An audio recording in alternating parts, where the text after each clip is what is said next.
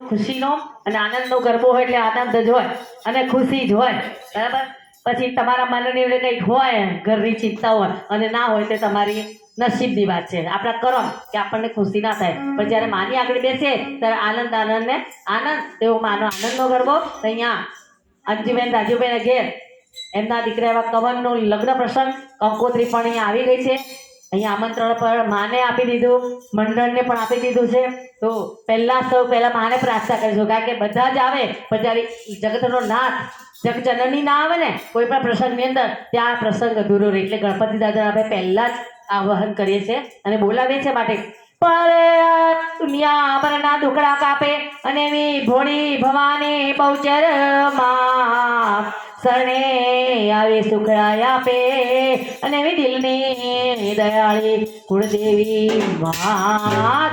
એવા માને પ્રાર્થના કરતા અંજુબેન રાજુભાઈ તથા એમના પરિવારની અંદર બધા ભેગા મળીને માને શું કે છે?